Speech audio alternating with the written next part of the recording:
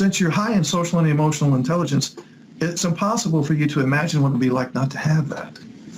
The best I can come up with is if you can think for just a moment of you being in a foreign country. You don't speak the language, you have no idea what these people are saying, you don't have an interpreter, and you have people coming up to you trying to talk to you and convey some type of a message, and you give them a blank stare, and you don't know how to respond. That's problem number one. You don't know how to respond. Problem number two is they get aggravated with you because they think you're not paying attention or understanding them. And number three, you recognize I don't get it. They know I don't get it, and they're mad at me because I'm not getting it. So what do? You start pretending that you're getting it. They're talking to you and they're saying something like blah, blah, blah, blah, blah, blah, blah, and you nod your head like you understand when you don't, just to keep them from being upset with you. And so that's how you live your life. Somebody comes up to you, then and you, and then they leave you alone because they think you understood what they just said. They think you understood what they just said, and they go away. So that's what he is doing. He doesn't get it. He knows that you know he doesn't get it. He's tired of being on the receiving end. I'm not saying you did anything wrong here, but he's tired of being on the receiving end of being in trouble for not getting it. So he's doing a big fake job. Yeah, honey, yeah, sure, yeah, I understand. Yeah, I'll get it done. Yeah, whatever. Or he does some version of a meltdown because he's literally overloaded. He does some version of a meltdown, which means his brain is literally short-circuited such that he can't even pay attention now. He's probably paying more, in a full-blown, honest meltdown, he's probably paying more attention to your voice inflection and your mouth moving than the words coming out. And you make this assumption that he's not listening, or he doesn't care, or however you would process it. Or he may do some version of a shutdown to escape the anxiety associated with talking to you and knowing full well that he's not connecting with you in the way that you require. Maybe of course, you want him to be emotionally reciprocal. You want validation, you want affection, you want understanding, compassion, all of these things. And why wouldn't you? He knows he's not measuring up. I am saying formal, capital letters, bold, italicized, underlined, red, exclamation point, font of 72. It needs to be a business meeting in the fullest sense of the term. If they don't like that, well, then I guess you can do your shutdown or meltdown. They can do they can't have it both ways.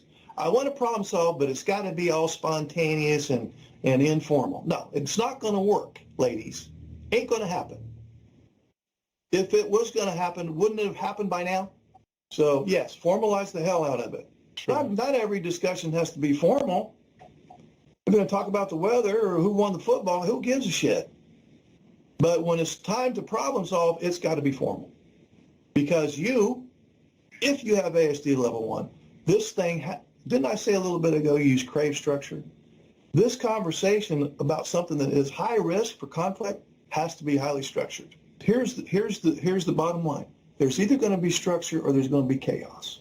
You pick. I'm talking to the NT lady. This is not a stagnant disorder, by the way. Some of you who are familiar with the Diagnostic and Statistic Manual of Mental Disorders, it's always in revision. Asperger's syndrome is no longer in there. Manic depression no longer in there. They've done away with ADD. So, and it's not because they're necessarily changing their mind about things, but we evolve over time. Information on Asperger's syndrome, for example, which its first entry in the DSM was in '94. A lot of things have changed since that time. There's better diagnostic tools. There's better intervention strategies, better therapy. There's not as much stigma involved. And that's just the short list of how a disorder can change or become eliminated. In fact, it's predicted that ASD level 1 will eventually disappear. Asperger's syndrome is already gone, and high functioning autism will not even be in. It's predicted by some. It won't be in there because there is a school of thought amongst some individuals, professionals too, that we're talking about ASD level 1 brain. There is some suggestion that that's the way that the human brain is evolving. On that topic, I might want to just explore that a little bit further, because with ASD level 1, you have a ton of strengths, but we can also say that some of these strengths cause problems. For example, you'll be able to relate to some of this, if not all of this. If your spouse has ASD level 1, he probably thinks critically. He has high expectations, especially in his field of interest. He can be very self-critical. You may not have noticed that in him because it's probably hidden and it operates at a very unconscious level. But most guys, we're talking about guys, on the autism, they're very critical of themselves and they have very low self-esteem, in large part because of childhood issues. They also can evaluate others. At face value, especially if you're not a neurotypical wife, you might think, oh, those are great skills. Problems, though, that come with that package is he can be critical and intolerant of others, and he may become discouraged or depressed very easily, and he is often perfectionistic, which in some cases that's a good thing, and too many cases it's not. Another strength would be he may have a large vocabulary, and he may have a broad base of knowledge in a particular area. And that sounds great, right?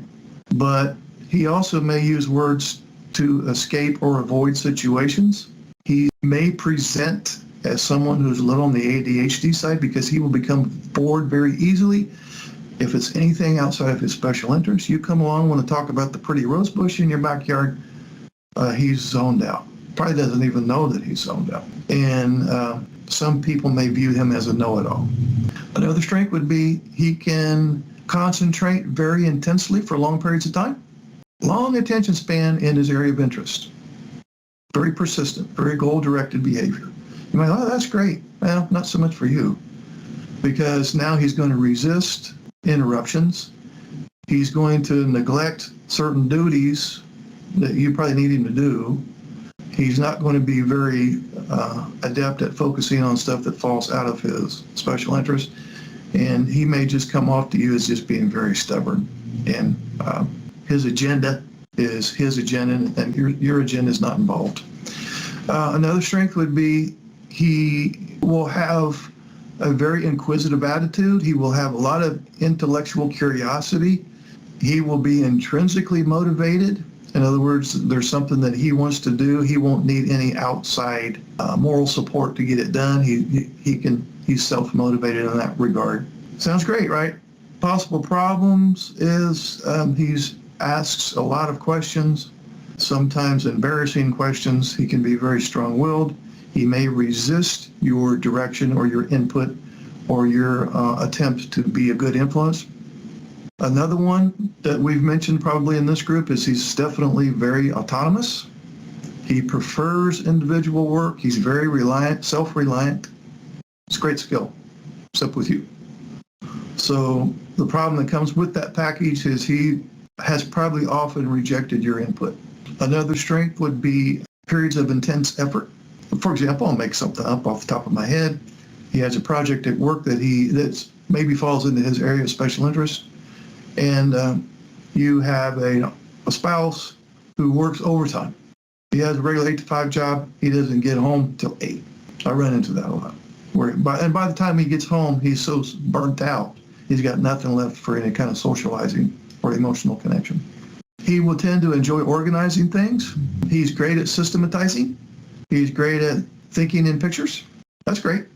Problem that comes with that package, though, he constructs complicated rules or systems in his head that he has not articulated to you because he hasn't really identified them either.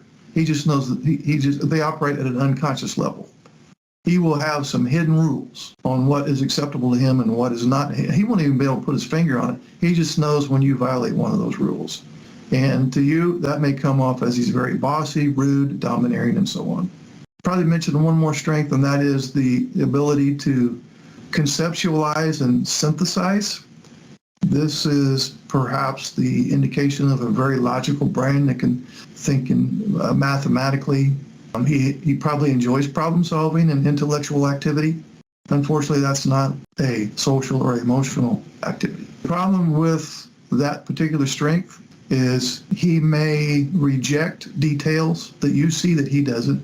He may omit details that are in plain view for you, but he doesn't see them. And he will often tend to question your instructions or your directives. You will have a clear idea of how something should be done. And when you say, we need to do it this way, and then you get grilled because he doesn't fully understand it. I probably should mention weak central coherence too, because this is the inability to generalize and see the big picture. It's great that he could be hyper-focused on one aspect of something. That can come in very handy sometimes for real. We probably wouldn't have some of the technology and the engineering and computer programs and whatnot if that didn't happen. But if you hyper-focus on one detail to the exclusion of seeing the global gestalt picture, then you can imagine the difficulties there. So traits of weak central coherence, I haven't talked about that in this group because I usually don't use that fancy term. I just say that they have a hard time seeing the big picture. But if your ASD spouse has weak central coherence, you will know because he will hate to have his routine interrupted and he will hate to have his structure changed. He dislikes disruption. If he's hyper-focused on this thing and you come in and you try to get him to stop what he's doing and switch over to something that falls not even in the ballpark with his special interest, you may have run into some pushback.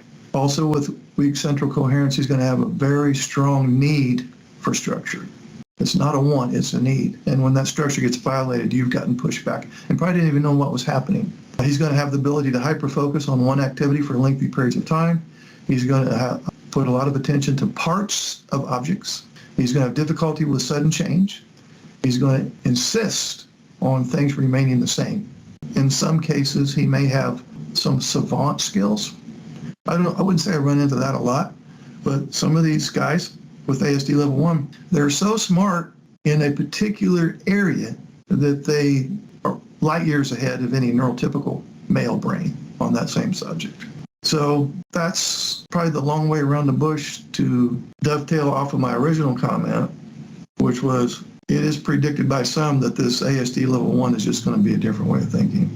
It's going to be one that's more task-oriented, focus on things, objects, tasks, systematizing math, problem solving, all of that. And then the emotional component, which is your strong point, is going to be way down the list. So I don't know. That's an interesting hypothesis. The fact that the human brain, that would be you too, is evolving that way. So in this little fantasy hypothesis, then in maybe 100 years or so, ASD level 1 would be so prominent that it wouldn't be a disorder anymore. They would be the majority, and the neurotypicals of 2022 would be in the minority.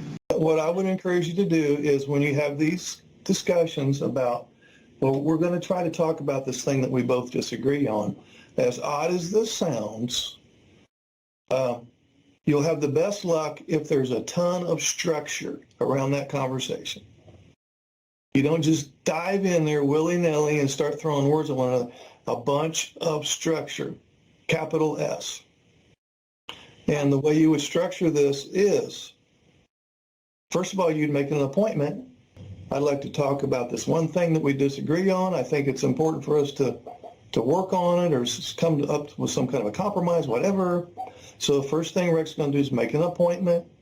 Now Stephanie already knows, okay, we're at risk. We're at risk because this sometimes ends very badly. And so, but he's going to give you the topic, and what I'd like for you to do is, Rex, you write down your main bullet points that support your side. There's nothing on your list, Rex, where you're trying to make her wrong, okay? This isn't about, well, you're wrong with this, and your perspective on this was off, and your fact on this was skewed. We don't want that. You're just going to provide the facts that support your opinion. And she will do the same. And then you come to the table, he had his written list, physical piece of paper, or on your phone. You have your list, and you stay on those topics. Rex can go through his litany. I feel strongly about this particular thing because of this.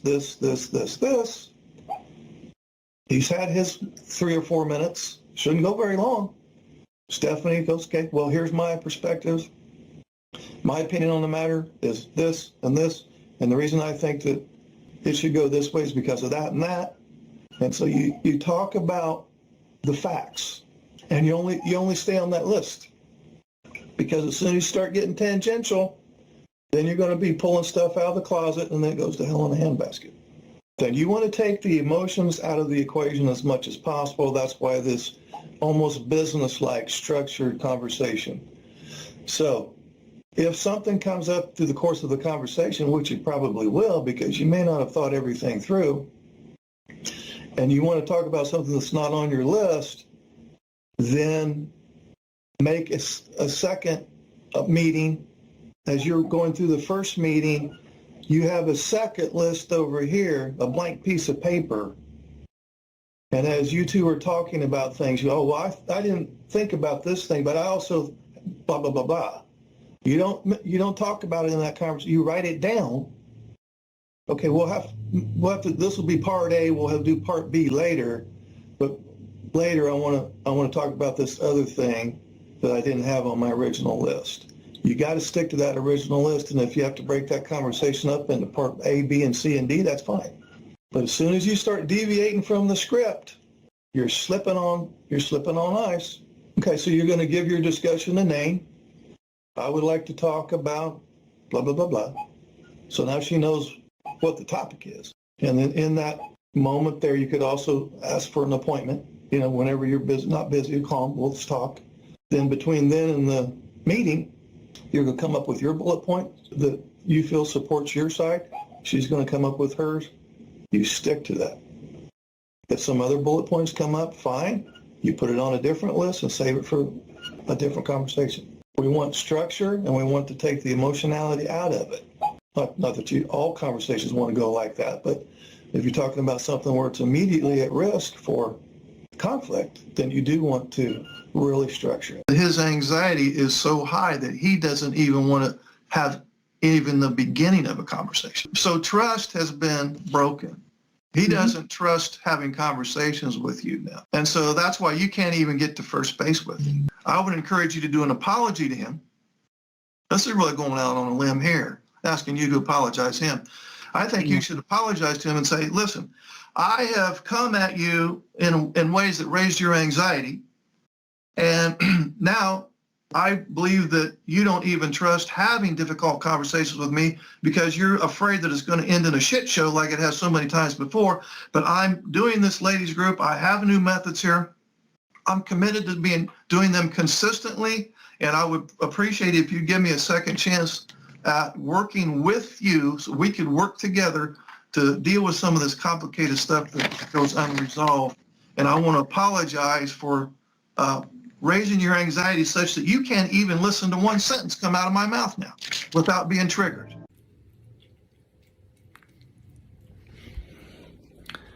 Well, that was Quinn. You've heard of the law of attraction, right? That works in relationships too. And so the more you observe what's going wrong, the more you think about what's going wrong, the more you talk about what's going wrong, the more you try to fix what's going wrong, the more you grow and attract what's going wrong. So we could say that if you believe in the law of attraction, which I do, and it works whether you believe it or not, and you're affected by it whether you believe it or not, then we could say that that's why you're having the level of difficulty that you're having, because it's become the number one focus. It's been a priority. What can we do instead? Flip it on its head.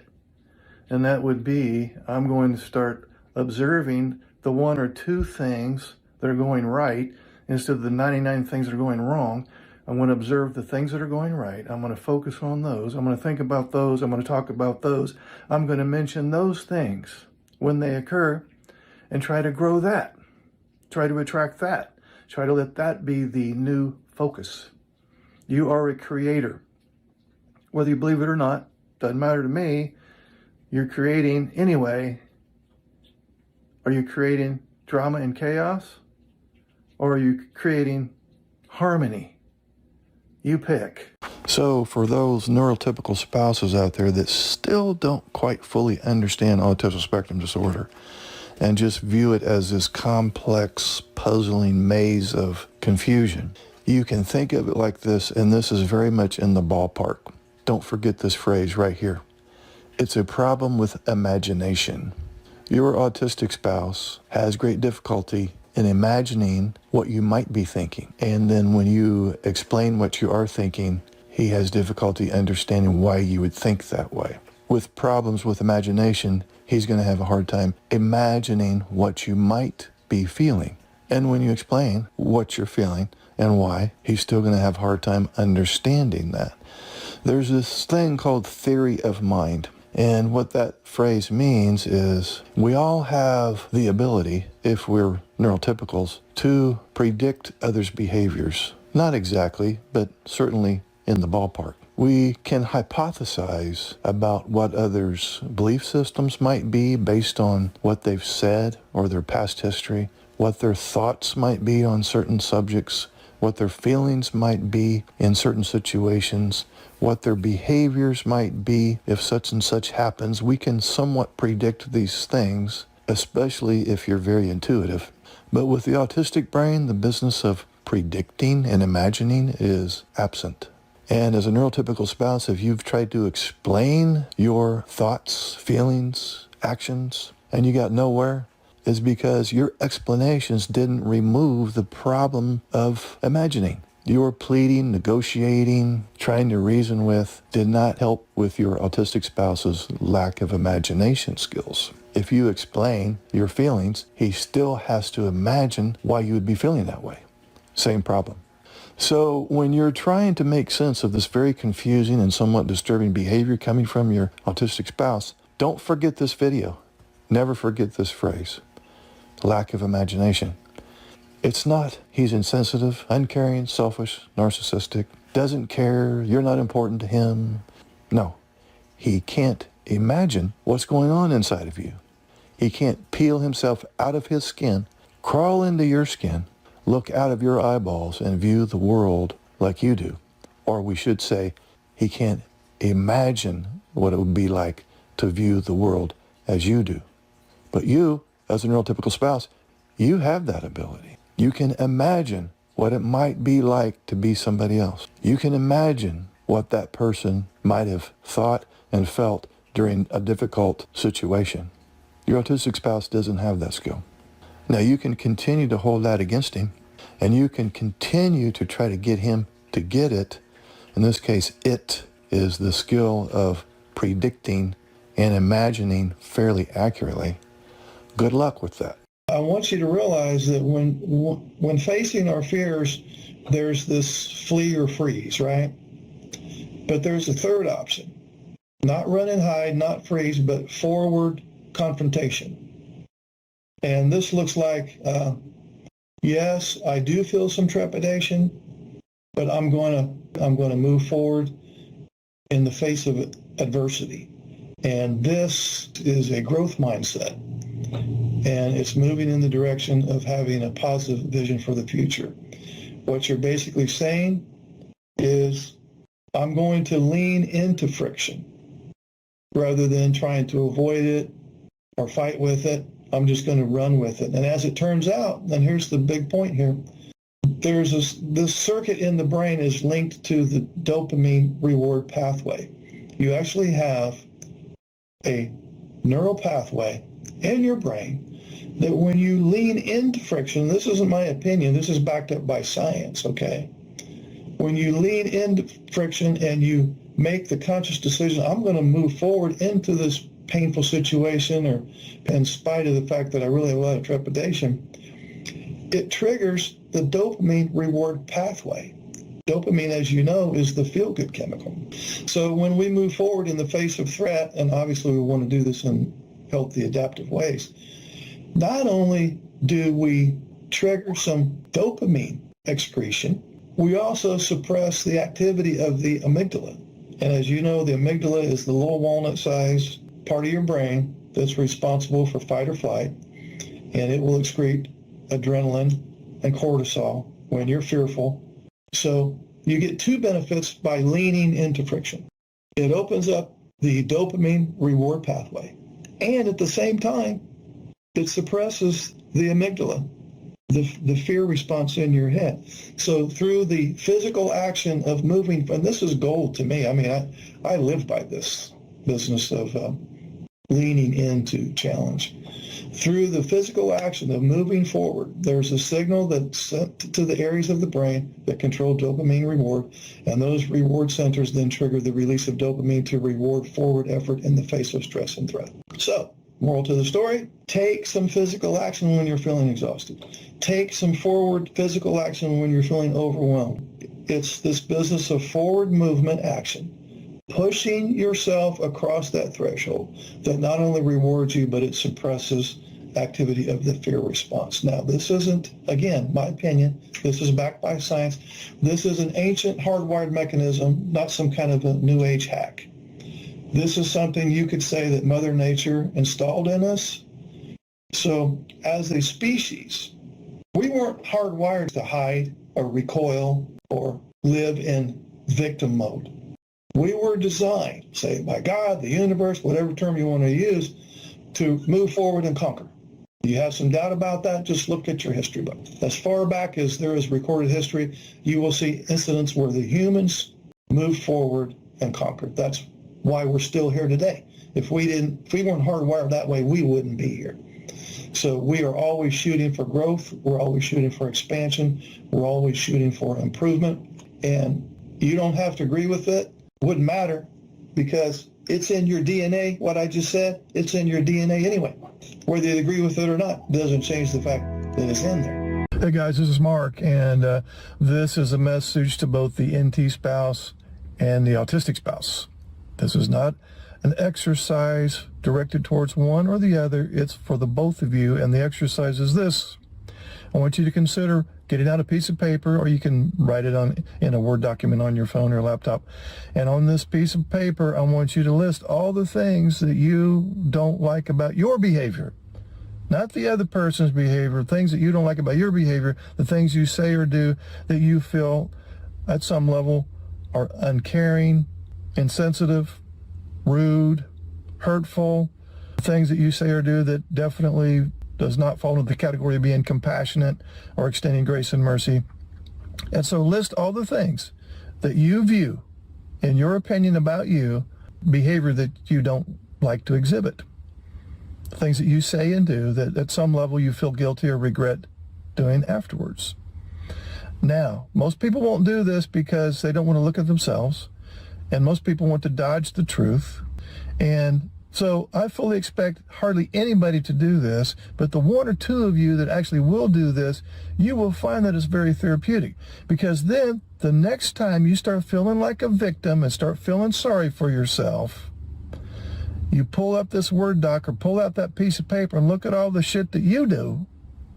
Suddenly, you don't feel like so much of a victim anymore, because you realize, you know what?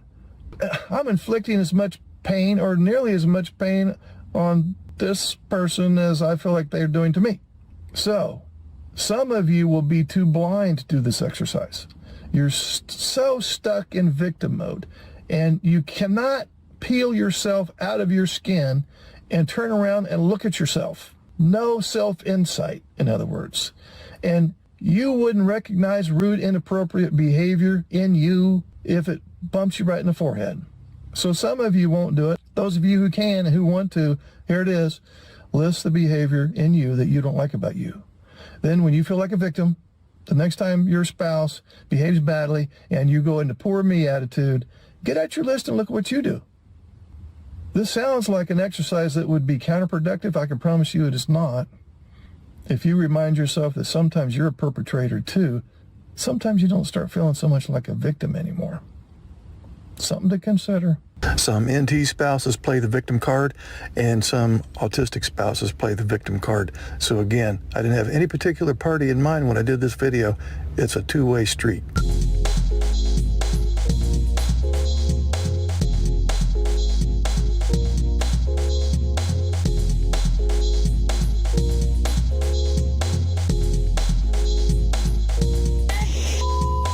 Would you like to schedule a paid private coaching session? This will be in the form of a face-to-face Zoom call. Underneath any of my videos, you'll see this Calendly link. If you click on that link, it'll open up my calendar. You can pick the available days and times that works for your schedule. You'll get a follow-up email immediately after purchasing a session that will have the Zoom link that coincides with the day and time that you picked. I will get an email too that you scheduled a session, and I will be available on that exact day and time, and we will talk. I look forward to working with you.